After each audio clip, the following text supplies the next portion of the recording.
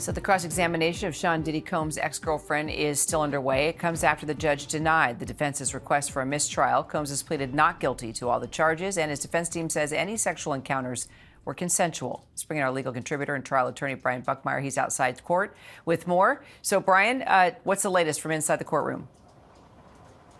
Kira, they're continuing cross-examination with Tenny Garagos asking Jane on the stand about some very explicit text messages that she shared with Sean Combs, attempting to show that this wasn't just a consensual relationship, but also that this is one that she wanted to participate in, that she would ask and inquire as to when she could participate with someone or how they can do so, and giving some very explicit description of their intercourse and their interactions.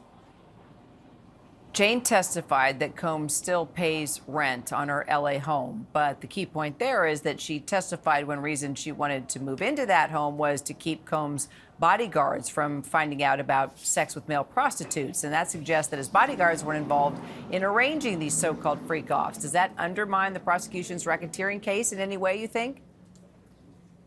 Yeah, so I think it actually undermines the prosecution's case in two different ways. One, they're trying to pull apart the idea that there is this criminal enterprise. That's the racketeering conspiracy charge that Sean Combs is facing, where he's facing anywhere from 15 years to life. If there are no people like bodyguards or personal assistants who are informed as to these freak-offs or these hotel nights, as Jane has described them, then you don't have that top charge there. But also, I think what they're trying to do is show that this house was meant for them to have their own secret life. This wasn't, and the relationship, sorry, this wasn't about controlling Jane. This is about having privacy. So if it's not about control, that takes out the coercion element of the racketeering conspiracy, and there's not this criminal enterprise, that takes another element out of the crime. And I think that's their way of trying to combat this case against Sean Combs.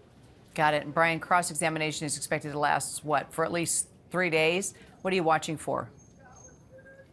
Yeah, so tomorrow we have a bit of a modified schedule. We're going to only be here from 1 to 5 p.m. So while it is 3 days, they expect this case with Jane on the stand to continue to Thursday. It's somewhat less than what you think. I think they're going to be methodical in the moments not only where Jane was with Sean Combs at the beginning of the relationship, but leading all the way up until when Sean Combs was ultimately arrested on these charges. They're going to try to get that inside look as to what Sean was thinking, what he was doing, how he was acting, because at the end of the day, he may not take the stand. But putting a witness who was in such close proximity to him that is observing and seeing and reacting what he's doing as he's about to get arrested, this could be the way of getting Sean Combs his own testimony into the case without having to take the stand at all. All right, Brian, thank you. And for more on the Combs trial, of course, you can catch our show, Burden of Proof, the case against Diddy. That's every night, 5:30 p.m. Eastern.